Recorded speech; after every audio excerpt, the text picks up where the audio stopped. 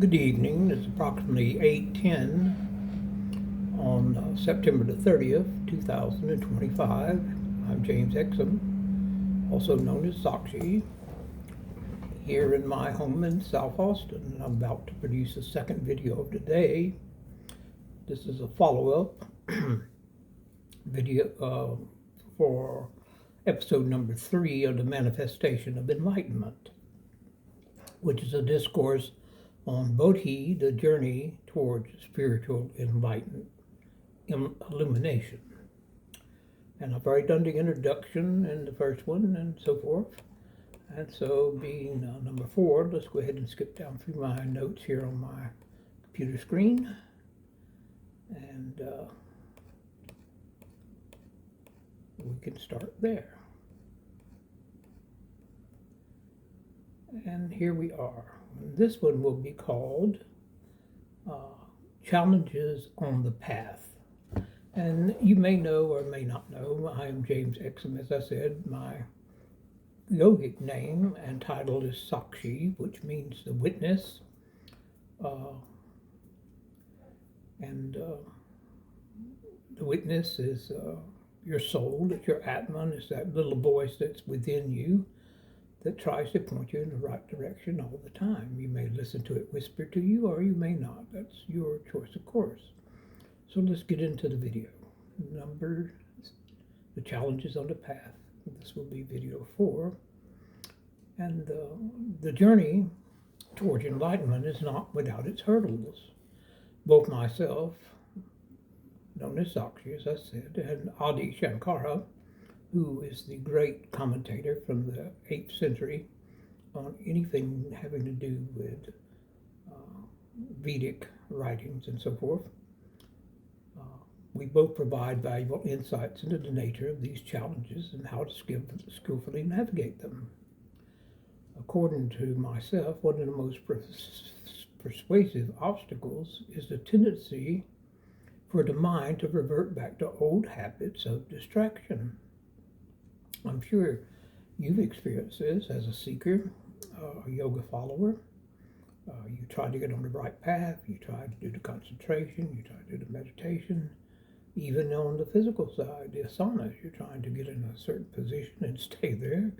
And lo and behold, before you know it, the mind reverts to some distraction and you lose your position, you lose your concentration, you lose your ability to manifest your mind to a higher level of yogic knowledge or experience.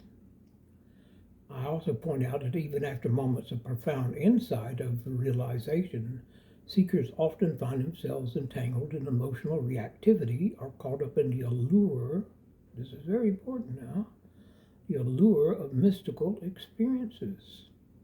Perhaps you've experienced this, perhaps you have not. If you haven't, and if you stay at it long enough, you shall, I assure you.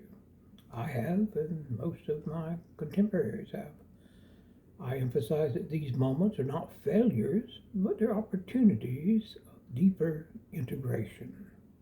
Now, what do I mean by integration? Well, when you move into a new neighborhood, you have to start a new life, so to speak, by knowing the rules of the neighborhood, formal or informal, who lives where, who's of what faith, who is of what political persuasion, who goes to what school, the children, who homeschools, so you integrate into the community. That is basically what integration means. It means to become blended into.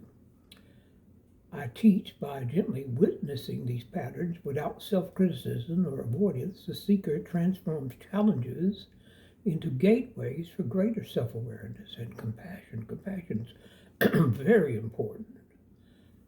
I also warn against spiritual materialism. Now, what is that?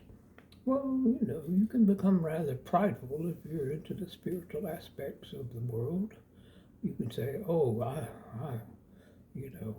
I'm a great follower of the guru. In fact, he always has me to help set up his seating and his lighting, and I think I'm one of his foremost students. Well, that's a form of spiritual materialism. You say, well, what's materialistic about being close to the guru and talking about it a bit beyond modesty? Well, to me, that's materialism. True progress is measured not by extraordinary experiences, but by the quiet embodiment of presence and kindness. Yes, you do work with the guru. Yes, he does ask you to do certain things for him. But in yoga, if you want to become a good practitioner, a good seeker, you don't go around bragging about it or even mention it. You do work for work's sake. You don't do work for the fruition of it, for any type of reward. Now, I have a person that I write into these, he's a historical person that I write into these commentaries because he was the great commentarian. His name is Adi Sankara. You can look him up if you like, Wikipedia, wherever. Adi Sankara, the revered Advaita Vedanta philosopher, offers a complementary perspective. He identifies common pratfalls such as impatience, doubt, and clinging to the transient states of bliss as significant impediments on the spiritual path. Well, you see, there are negative aspects of this also. Impatience and doubt and clinging to things, those are negative. He teaches that the purification of the mind through consistent practices like repetition, which is japa, and silent contemplation, which is dhyana, is essential for overcoming these obstacles. He cautions that attachment to mystical experiences or spiritual accomplishments can become another form of bondage. And we're trying to get out of bondage, not deeper into it. So that type of bondage, when it comes on you, is distracting you as the seeker from the ultimate goal of self-realization, which is one of the ultimate goals. Shankara emphasizes the importance of humility, discrimination, viveka, and steadfast inquiry into one's true nature through disciplined practice and the guidance of a good teacher. Now, I'm a teacher. I'm not a guru. I am a yogi, which just means a man that's rather steep in his knowledge of yoga practices and philosophy.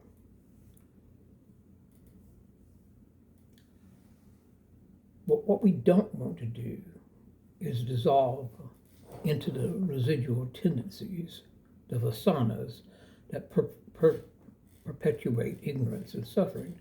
Both myself and Shankara agree that challenges are an integral part of the transformative journey. Rather than being seen as setbacks, they are opportunities to cultivate resilience, deepen self-understanding, and embody the wisdom realized in moments of stillness.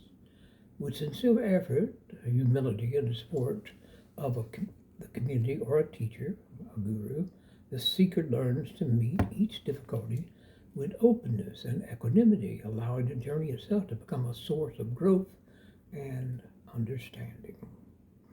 The manifesting process is seldom linear or without obstacles. Common challenges include spiritual materialism, as I mentioned, using spirituality to reinforce the ego. When you want, if anything, you want to diminish the ego. You don't want to empower it by giving it reinforcement. Impatience and the temptation to cling to mystical experiences. Mystical experiences, when they occur to you, are marvelous, especially the first 2 or 3 or 4 or 5 times. I've had them. They are marvelous. But you don't live within the kingdom of the mystical experiences. You live within the world, the earth, which is part of the cosmos created by Brahman, the creator. So guidance from teachers, community support, and humility are essential for navigating those pitfalls. And that's the end of that section. That was section 6 in this long discourse that I've written.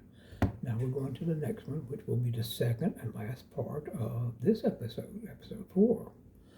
The role of grace and effort. Both myself and Adi Sankara offer profound perspectives on the interplay between personal effort and the transformative power of grace in the journey towards enlightenment. I emphasize that while discipline, practice, and self-inquiry are indispensable, moments of grace often arise unexpectedly, illuminating path in ways that effort cannot do alone. I suggest that grace manifests as spontaneous insights or shifts of awareness, often occurring when the seeker surrenders their attachment to outcomes and allows life to unfold naturally. For myself, effort creates the conditions for grace to appear, but it's a gentle openness to each moment that invites the true transformation. It's also on the highest level by the grace of the Creator that these things happen to us. Sankara, meanwhile, acknowledges the necessity of rigorous discipline. He's old school, I'm new school. Well, he's from the 8th century. I'm from the 20th and 21st century. Adi Sankara, meanwhile, acknowledges the necessity of rigorous discipline through practice such as japa, repetition, dhyana, meditation, to purify the mind and prepare it for realization. Sankara teaches that effort is the seeker's responsibility, yet ultimate realization is bestowed by grace. There's where Brahman comes in.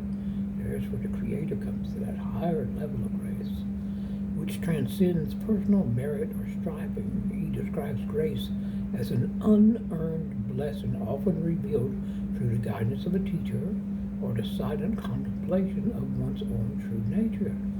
He cautions that while effort is essential, it must be balanced with humility. It's been a little humid in Austin occasionally. Humility and surrender. We must not cling to personal achievements because they can obstruct the flow of grace and reinforce separation from the self. In other words, when the reinforcement of separation from the self occurs, that is the ego gaining. You're moving back. Say if you've got a needle, you're moving the needle back towards ego as opposed to towards separation from the self. Together, I and Sankara illustrate that the journey to enlightenment is neither solely a matter of willpower nor passive waiting for divine intervention, but committing to this disciplined practice while remaining humble and surrendered. The seeker becomes both the doer and the receiver, actively engaging with the path, which is Dharma, yet trusting in the mastery that ultimately leads to awakening. In this way, grace and effort are seen as complementary forces, each vital to the unfolding of spiritual realization and the embodiment of wisdom in daily life. While effort and discipline are crucial, many traditions acknowledge the role of grace, an unearned gift of insight or transformation. The interplay between personal effort and surrender to the greater mystery is a hallmark of the journey. That bears repeating. The interplay between personal effort and surrender to the greater mystery is a hallmark of the journey. Ultimately, enlightenment is seen as both a human endeavor and a divine revelation. And there endeth the lesson. Well, I hope you enjoyed it. If you did, that's wonderful. If you didn't, that's okay too. I've never said this before, but I'm about to. If you enjoyed it, please do whatever you do on the channel to show that it's favorable to you and pass it on to other friends. The other thing is, be good to yourself, be good to others, and also be good to strangers, for who knows what benefit may come from all of that. And I thank you so much, and I will talk to you later.